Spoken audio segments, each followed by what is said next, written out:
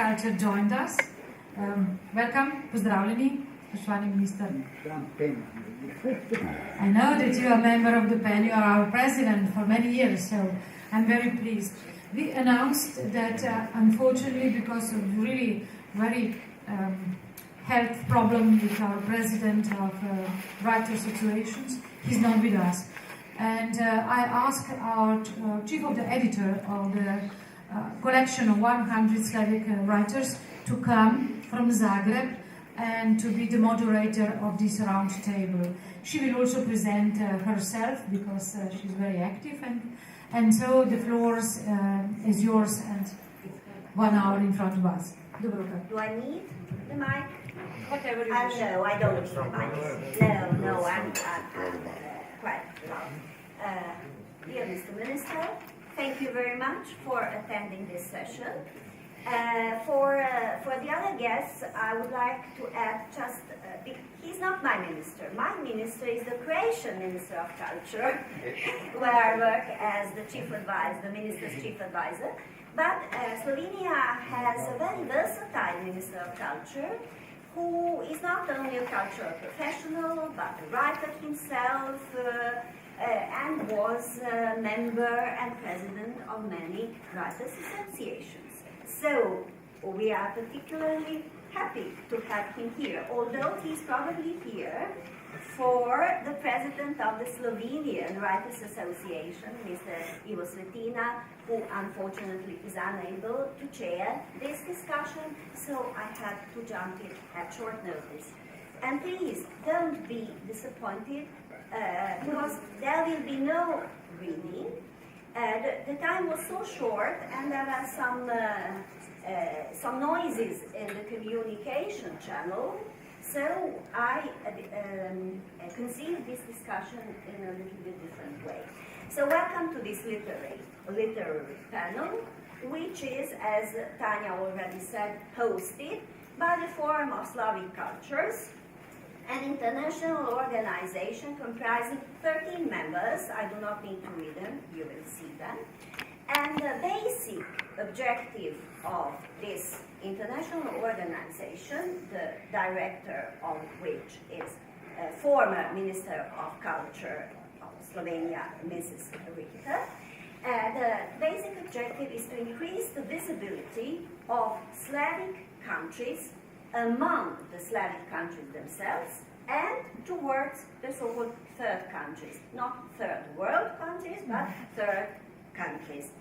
And ever since its foundation in 2004, the Forum has engaged in a number of different projects covering all areas of arts and applied arts, ranging from museology through literature and visual arts to cultural tourism.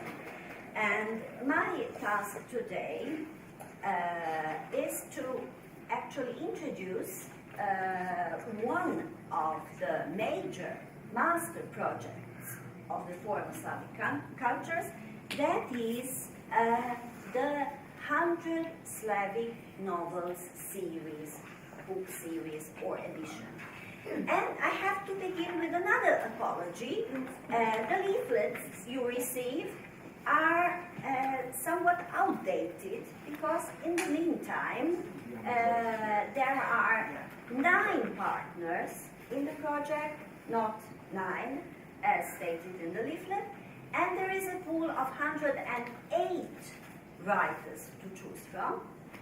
And the basic idea of this project, I'm sorry that we do not have, or do we have the books, unfortunately, but you will find the website and you will be able to get an idea of what it is. The basic idea was that each partner in the project will present the development of its, the peaks of its literature through 12 authors and 12 hallmark novels in the period starting with 1989, the year of the fall of the Berlin Wall, which marked the beginning of a different era in the Slavic world, but not only in the Slavic world, in the whole of Europe.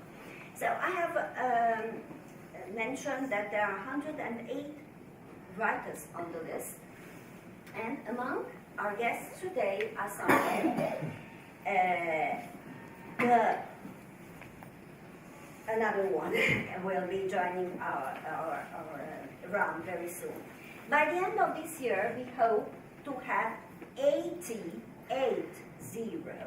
translated books in the edition, which is an impressive fact. Imagine 30 books looking alike, having the same design, the same visual identity, and the basic idea, the basic concept of this project was that we will try to show the world, not only the world, but to ourselves, to the Slavic countries, what is best in our literatures.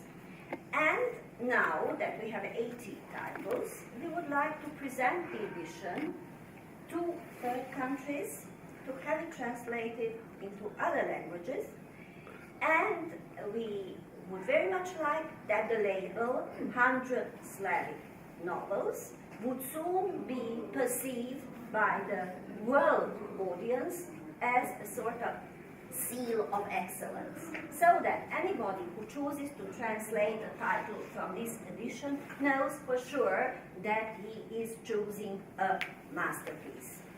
As I already said, I'm Dubravka Đurić-Nemec, currently holding the position of the editor-in-chief of this series, and I'm replacing Mr. Svetina. Tonight with me there are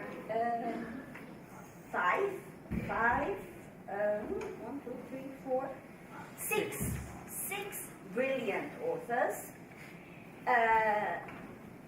keen and versatile intellectuals with a very broad range of interests, committed cultural professionals, and keen social critics.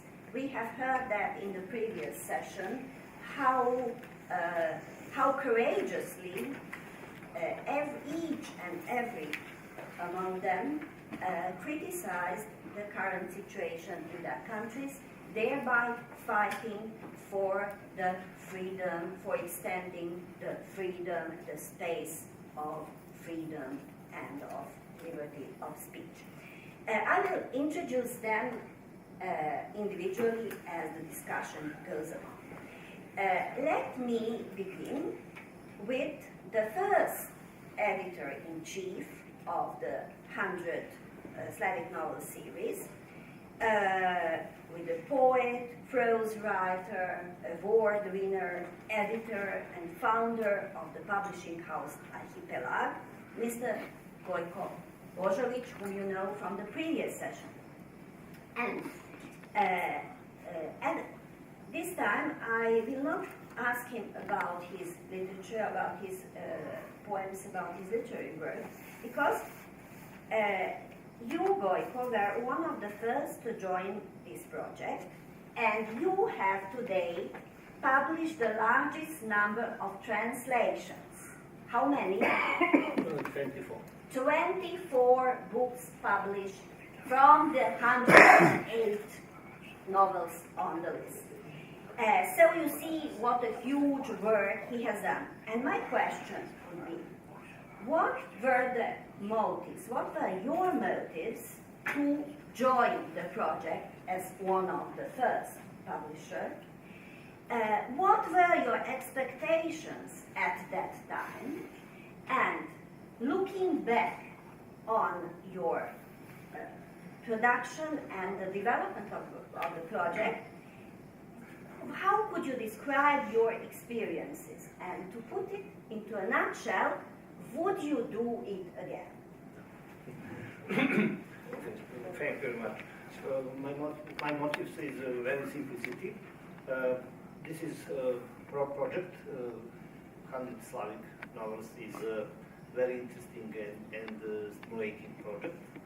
I'm interested in the project as a reader and as literary critic and as publisher. As a reader, I meet great novels and interesting writers from by project. As a literary critic, the project presented some of the most interesting contemporary European writers. As publisher, this project is a contact point, cultural contact point. The project has an ontological character. My publishing house, Archipelago Publishing from Belgium, from Serbia, has published 24 novels from Slovenia, Russia, Slovakia, Macedonia, and from Bulgaria soon, and other countries. Of course, yes, I would to join. Again, you would do it again. Because I have worked in publishing, not as a publisher, but at the Ministry of Culture in charge of publishing. And my question, which I put to all international publishers whom I spoke with about translating Croatian literature, I always ask them, did you make any money out of the book? How many copies have you sold? Although I'm not the state revenues, I believe that books should be sold, and I know that most of the publishers publish because they have an urge to do so, but to be able to continue in that way, they must make some money, unfortunately. Thank you, Gojko, very much. Now I turn to my right, to Mrs. Zdravka Eftimova, translator and short story writer with a very long list of translations in as many as 31 countries. Mrs. Eftimova is on the Bulgarian national list. Bulgaria is a relatively recent entrant to the project, so for logical reasons there would have been no translations yet, but we have heard an exclusive news that one of the translations is in progress in Serbia. You yourself are on the Bulgarian national list with your novel Thursday.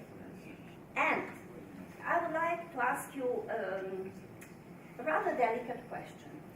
In view of the large number of translations you already have, even before you were put on the national list and before Bulgaria joined the project, what, in your opinion, could be the additional benefits of such a collaborative project as the Slavic novels?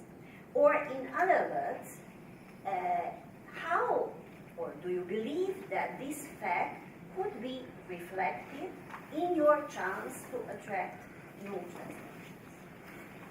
Please be free to answer either positively or negatively. I strongly hope that it might help that my book would reach some readers of Slavic languages, because I deeply respect Slavic people for their obstinacy, for their power and skills to overcome impossible situations, to make the impossible attainable. That is what is the chief speciality of the Slavic people. That is the ground, this is the motive behind my hope that if that book is translated, it will reach people I deeply respect. And another very short question I have. I read somewhere that your short story, Blood of a Mole, has recently been included into some Danish textbooks, and that there are deliberations about including it into some books in the USA. And I would like to know, what do you think? What was, in your opinion, the main trigger that this story was included into these textbooks? It was included in the Danish textbooks for the high schools as English as a foreign language. But why? Do you have an idea? If you have? Yeah, it was included in the Northern edition of the best short stories published in the United States under 2,000 words, and they liked it from this edition. If the story had not been included in Northern edition, which was called immediate fiction, then nobody would have noticed it. We must make a mental note of it. You see, our edition could be also a trigger for having our authors and novels being translated and included in textbooks. Thank you very much. I translate my short stories from Bulgarian into English because I cannot afford to pay a translator. To be honest. But probably this is the reason that they liked it, because your translation was heartfelt and very genuine. Not because it's heartfelt, but because I put a lot of effort into translating it. It's easier for me to write it than to translate it, to be absolutely honest.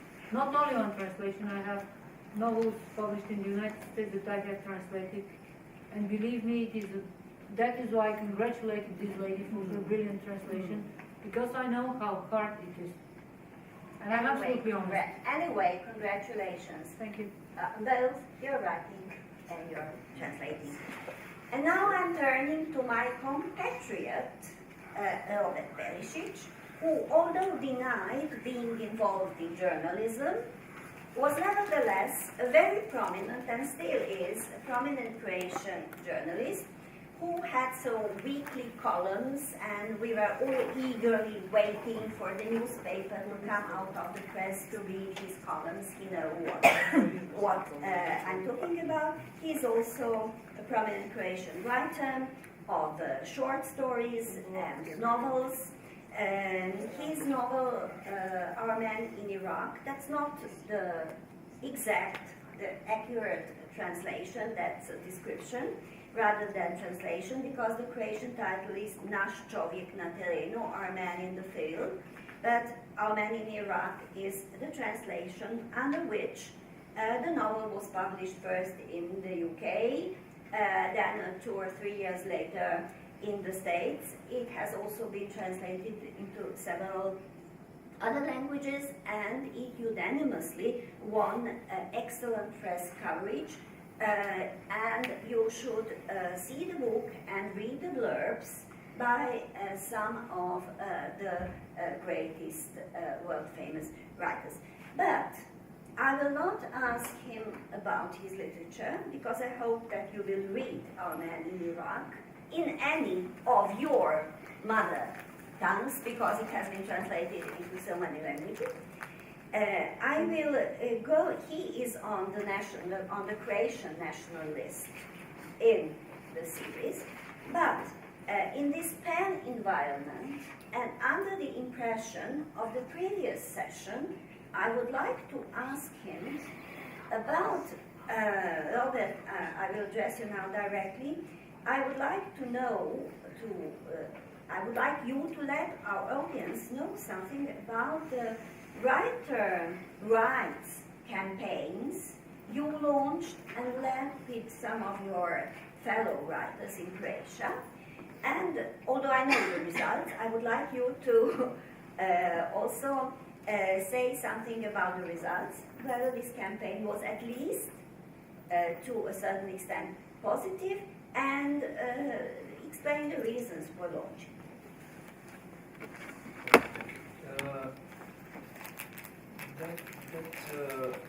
That campaign, which I started with a few of my friends almost 7 years ago. It was about writers' right in an economical sense, because it was something to which writers are very unaware in a sense. This process of subsidizing culture in small countries, it is something specific. It is different, for example, than in US or UK, where you have great markets who can like market can give some awards to authors, but in the small countries, also in countries like France or Germany, you have a lot of ways, and there is a system of subsidizing literature, and also there is, as we know, there is a system of subsidizing theater. Theater wouldn't exist in a small country without that paying from budget. They wouldn't exist from audience. Cinema films wouldn't exist from audience in my country. We wouldn't have any film from market. Like it would be a thing of market, and there is a literature, and we all have that. I don't know all, but in my country it was like, you will sell something and we will pay you your percentage, and it looks like logical. But after you are in that field pretty much for a long time, you could understand that subsidizing of literature exists, but it was like that authors are not subjects of this system. Only publishers, like, they are subjects who can apply, who can ask for support, and then author is like after publisher. He talks with publisher, and publisher always say to him, we don't have money. We have a little bit of money, and there are no money. They didn't give us enough money. Why they didn't give them enough money? It is a little bit about economical theory and how capitalism works, which a lot of people in Eastern Europe are not aware, although they have Marxism for a long time in their education, but they didn't want to know anything about it. It was another thing, this alleged thing. It is connected, of course, with the pressure of the ideology, but also the uncritical acceptance of capitalism make a lot of mess and a lot of victims around it. So I think that the authors are one of victims because they fell out of system. Because in a old socialism system, subsidizing publishers, they were like subject of some kind of support, but there were like regulations, and that were not private companies. So there were nobody who was thinking in a capitalistic way in that companies. Now you have private companies who are like subsidized from state. And what are they thinking? For example, basic thinking of it is should we publish 3 books which would be subsidized for example, 10,000 euros each, or we would rather publish 30 books which would be published subsidized with 1,000 euro. They would like to publish 30 books, not 3 books, because they would like, it is like economical sense of private entrepreneur, that he want to publish more books because it is better for his company. If they would publish 3 books with support of 10,000 euros each, there would be space for some fee for it. But no one was thinking about it, and authors didn't think about it. They just let themselves to some flow of this spontaneous happening of capitalism in cultural field, and at the end you have that you have these small subsidies, small supports, and there are no space for author in it. So it is kind of introduction, and that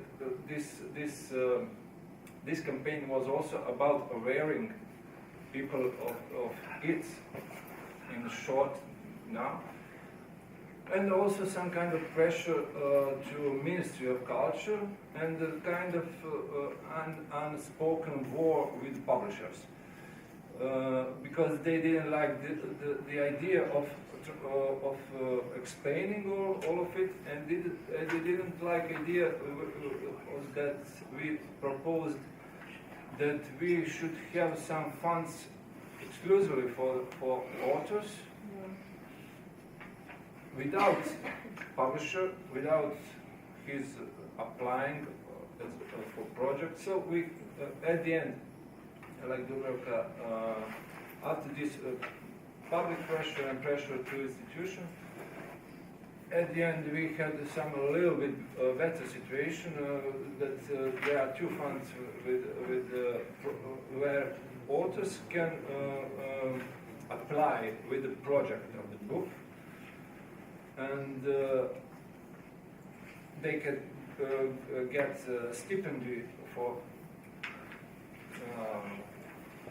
writing some book if it passed through that commission.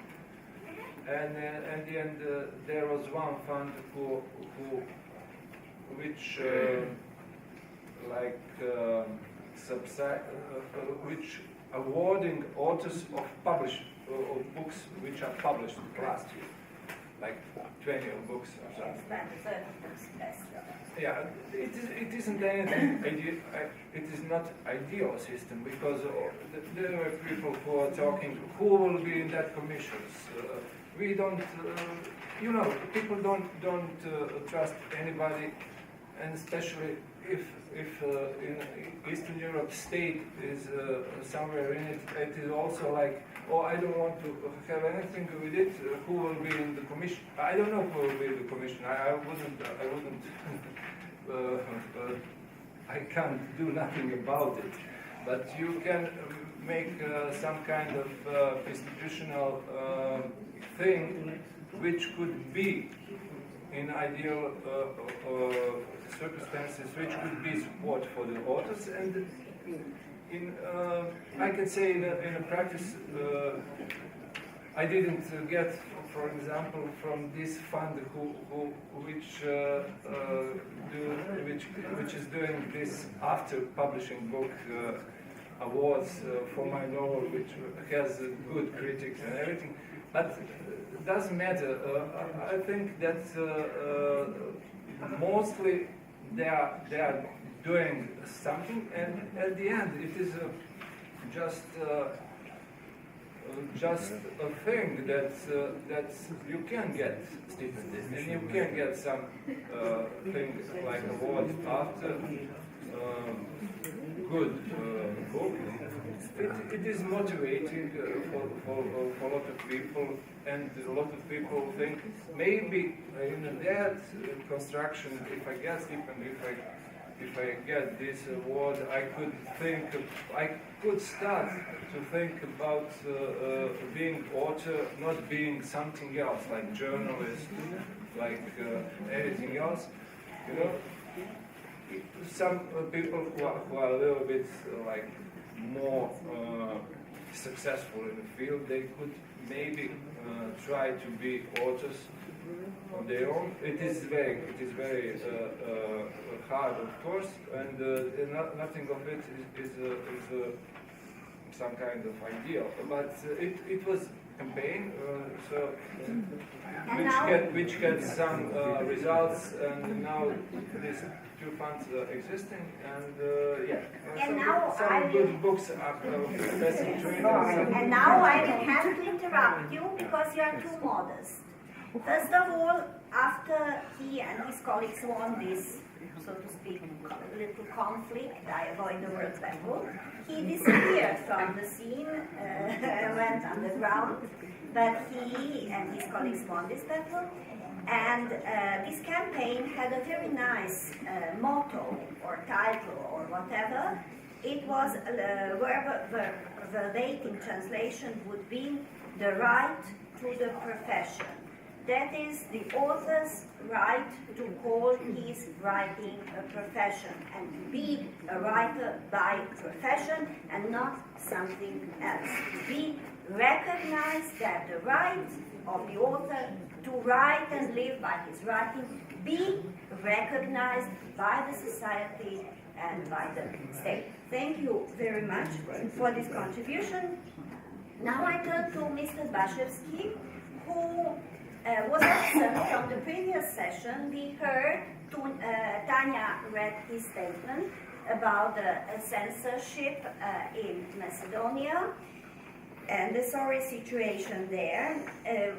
I will not pursue this topic any further. Now we are talking about much nicer things.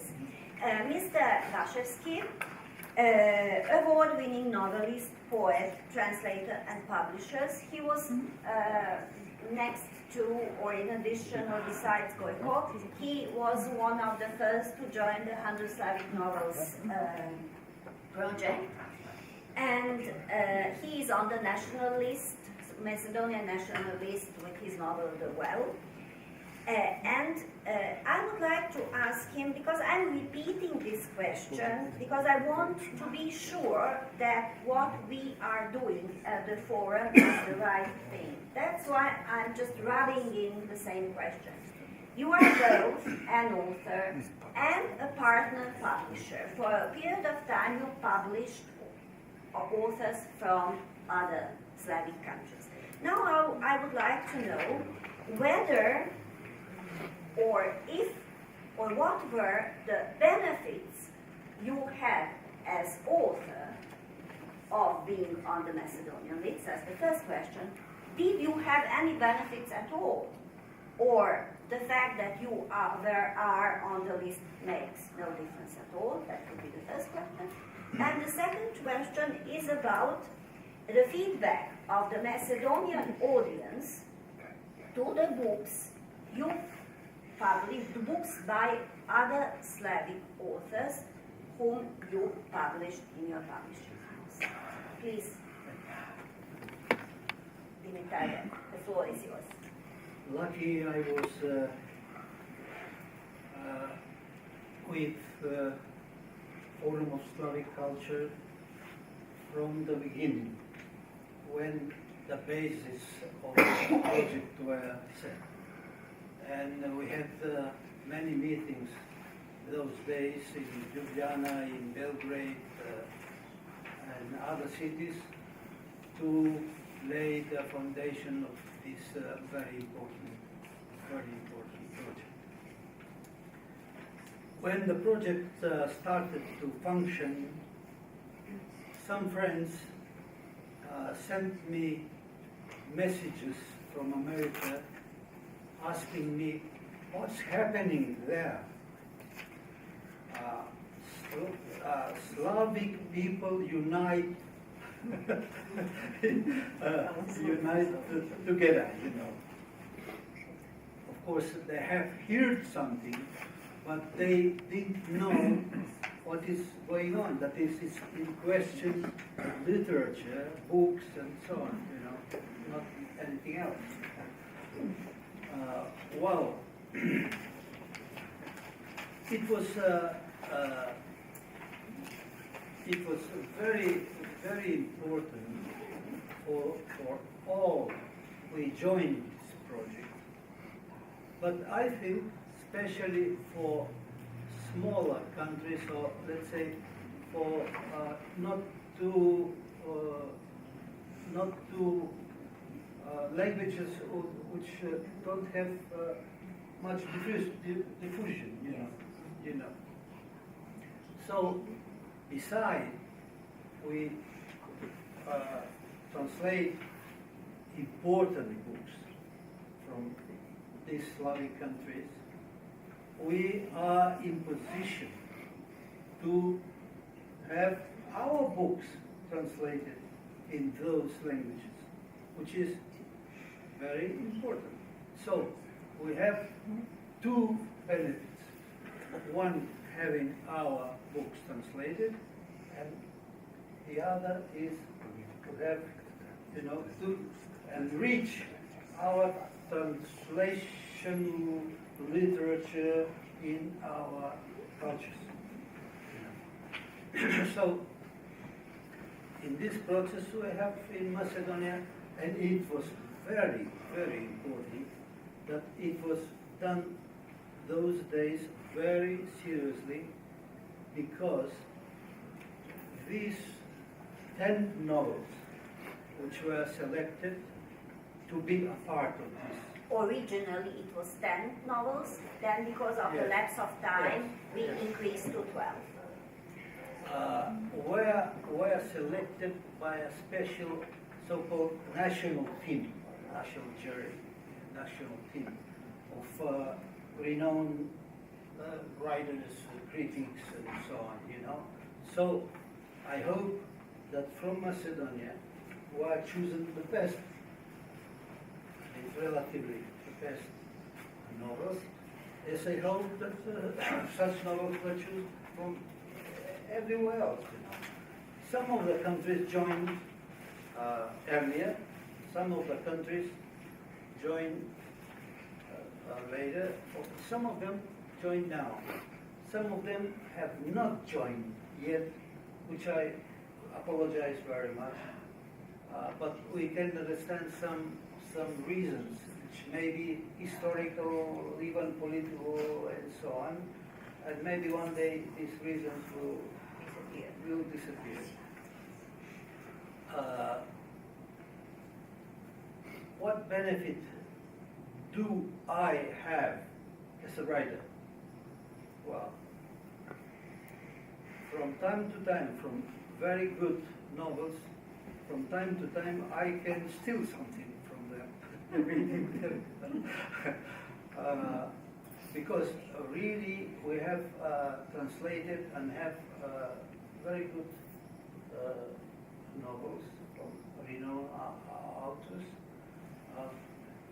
In Macedonia especially we have translations from Russia, from Slovenia, Serbia, Montenegro now, Bulgaria.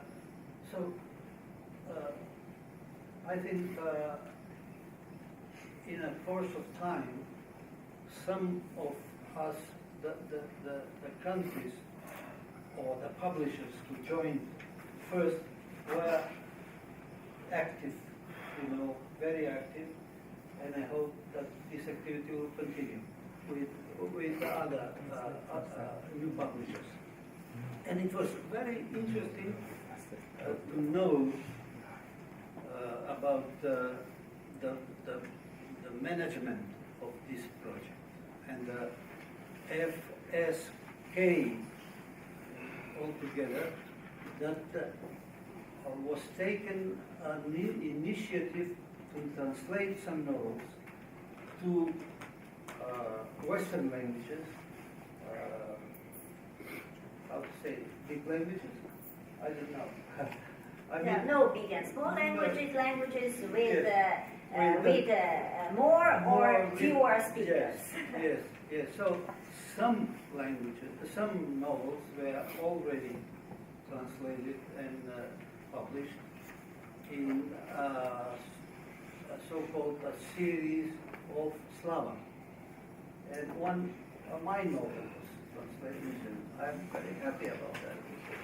Thank you for mentioning this. For reasons of time and not to be too boring, I intentionally skipped two facts that this project has two side branches. One branch is the Slava project. It is a mini project comprising translations of the authors from the pool, from the same pool, into English and Portuguese. And the other, quite recent addition, is a series called Pechat, which the literal translation would be the stamp, but I prefer hallmark because it should contain books by important personalities important in the life of each member country. And these personalities are important in the sense that they mark the age in which they were living and working. Thus, the first book to be or to have already been translated is the book by former president of Slovenia, Mr. Drnovšek, which is a brilliant book. I really can recommend it because it has already been translated into Croatian. So I do not have to wait for the translation in this series. Thank you very much, Dimitar. You gave us a very good historical perspective, and now I am gazing at Jani here. Let me briefly, although he has already been introduced, but I don't feel that it was enough, so I will repeat some things. He's a award-winning novelist, a media specialist, and a television professional, which may be a positive thing or a negative side effect. Well, we do not know.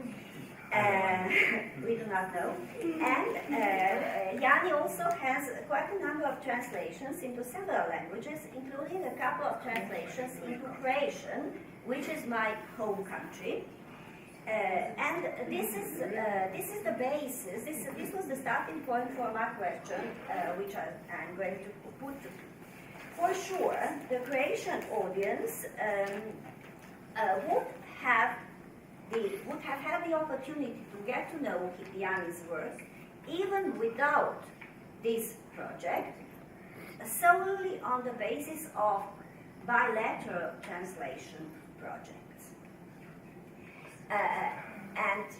This brings me to my question, Jani. Do you believe that it would be enough for you to have only bilateral translations, for normal selling and buying of rights? Or do you feel that there is a comparative advantage in being on the Slovenian national list in the 100 Slavic project? I cannot judge, but okay. It's when here's the river, it's good that here are different bridges to cross this river and to get to another side, you know. So for me, it's one of the some publishing houses in Croatia have chosen, you know, some of my books, and it's also very good, quite different context from this Slavic edition, you know. So, but probably also a little bit it's a little bit difference from state to state, you know. For example, when my book was published in Serbia, quite for sure, and from this yes. edition, In this edition, yes. This media covering was wonderful, you know. I'm not sure if it will be published by another publishing house, if it will be the same. I'm not sure, but probably it depends on this our national different publishing houses which are involved and with contacts with media and so on and so on. But okay, we will try to make from this edition something like our colleague from Macedonia has said, not United Colors of Benetton, but of Slavic culture, and it will become more and more reference. It will be it's now good honor, but it will be great honor to be in this good company. It will help to not. It's not good to say export, but it will help to equilibrate, our European culture, because I don't know. Probably it was the last year I have read in Spiegel. It was list of the best European novels after Berlin Wall. There were no Slavic authors, There was just British, French, German, I'm not sure Italian, no Slavic authors. That's a shame. Yes, there's European literature without Tolstoy, Dostoevsky, without all these Polish, Serbian, Slovenian authors. It's empty, just half culture. So if this edition will help to open eyes also on the other side of our bipolar Europe, it should be natural, but it will be good for both sides. Thank you very much. Well, this proves our big wave theory, because big wave does help. And just a side remark, the edition has already been presented twice at the Leipzig Book Fair. It has been presented at the Moscow Book Fair. It will be presented at the Book Fair in Pula, Croatia. And it has been presented and will be presented again at Belgrade Book Fair. So we really do believe in this big wave theory. But now, as we are running out of time, last but not least, I'm turning to you, Mr. Popov, with a wish to round up our discussion from the fresh perspective of a person so far not involved in the 100 Slavic Novels project. Mr. Popov, your CV is impressive, and it does not need interpretation. It reads like an adventure story. Your personal ups and downs, your rejections from your native country, your reinstatements into the associations of your own country, are themselves reflecting the huge political, social, and historical upheavals that mark the past 3 decades, which our edition spans.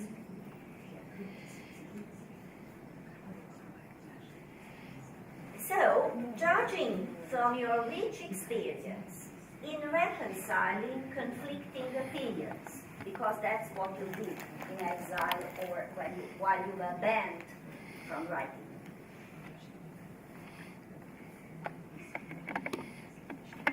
Judging from your experience in lowering tensions, in connecting people, and standing up for the rights of free expression of opinions,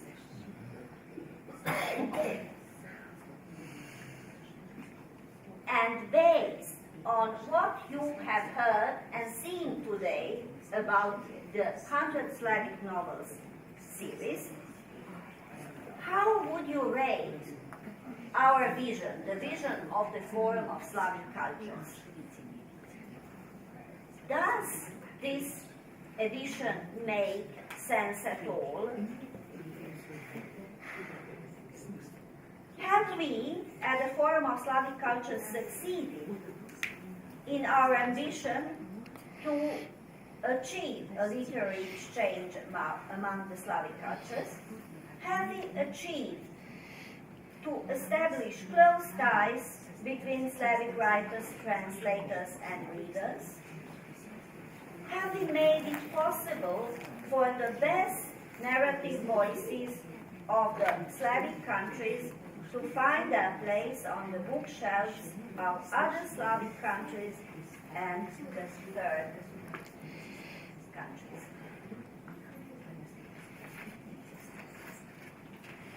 Okay.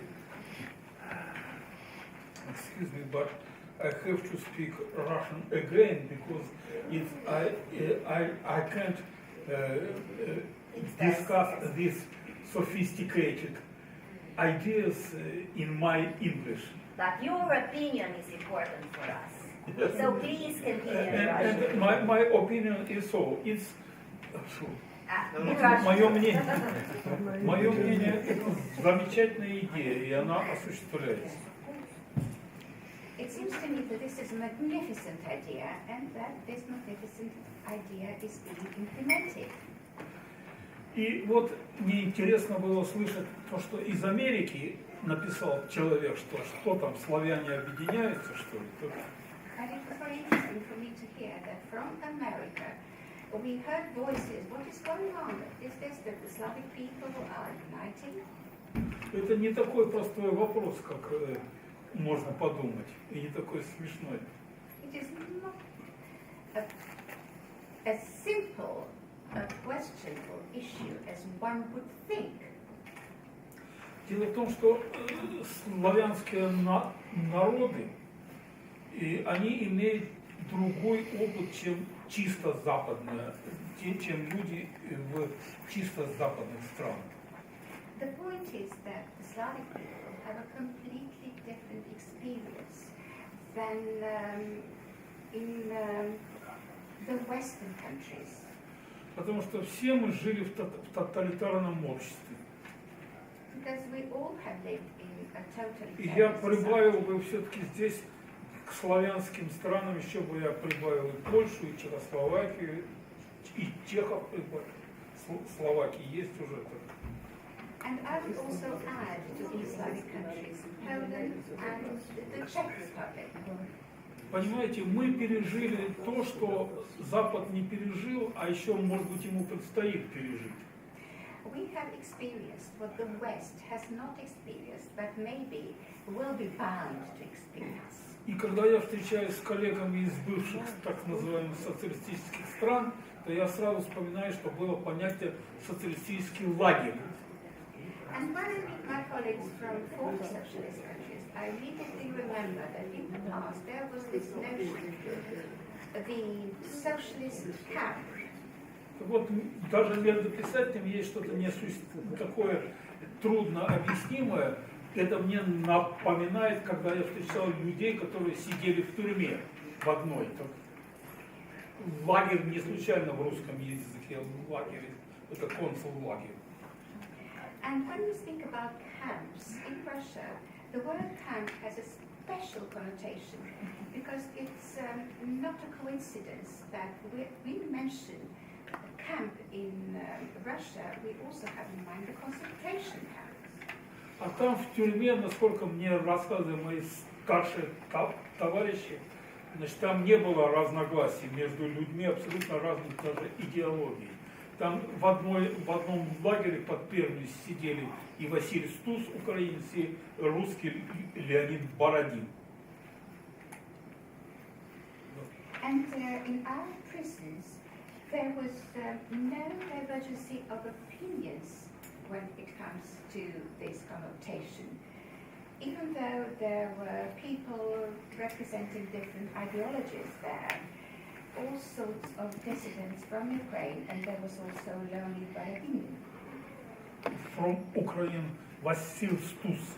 Vasil Stus. And from Russia, Leonid Borodin.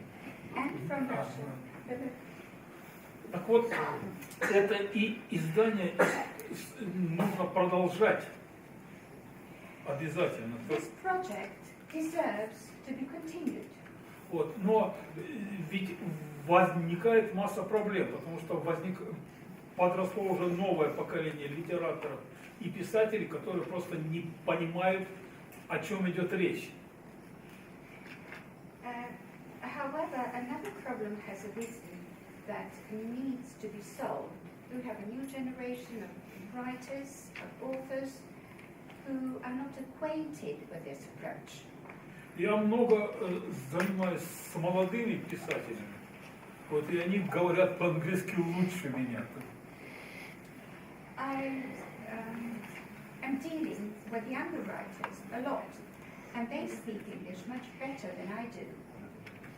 Потому что я-то был уверен, что большевики не выпустят меня даже в Болгарии. Так что учить язык, зря время тратить. Because I was positive that the Bolsheviks will never let me out of the country, perhaps into Bulgaria, but not any further. So why waste time on learning other languages? Поэтому нужно об этом позаботиться еще больше. Например, кадры молодых переводчиков должны быть воспитаны. Therefore, we must pay even more attention to translations. I believe that we have to educate whole groups of young translators. Вот я рад, что в литературном институте, где я преподаю, хотя меня дважды туда не приняли в свое время, создали группу болгарских переводчиков. Это молодые люди, которые через 5 лет будут переводить на высоком уровне. And I'm very pleased that at the Literary Institute that I'm now lecturing, although in the past I've been denied lecturing twice, now they have established a group of young Bulgarian translators, so they will be true experts when the time comes for them to translate into their language. А так уже замечательно уже то, что сделано, что в России знают Драго Янчера, знают Здравку, вот, ну и других тоже. What has been done so far is remarkable because as a result, now in Russia, people know who Drago Jančer is and also who Zdravka is. И в каждой славянской стране есть интересные писатели, у которых есть аналоги в других странах. Вот в Украине, например, я вспомнил Оксана Забушко, Сергей Жадан, прозаик, поэт Сашко Ирванец, которого я знаю. Здесь не зависит ни от идеологии, ни от отношений между странами. Писатели не должны на это обращать много внимания. And also, as a result, in our Slavic countries, this is worthwhile to be continued, mostly because the ideology doesn't matter for writers. Ideology doesn't matter. One of such examples in Ukraine is Oksana Zabushko, and there are others as well. Yes. And I think evolution, not revolution, that is our slogan. Because Russia is tired of revolutions, and it seems to me that whole world too also. Thank you very much. I will conclude this panel with a few keywords. Magnificent addition, the projects should go on, and don't worry, we will think about including younger voices. Ladies and gentlemen, thank you for your patience.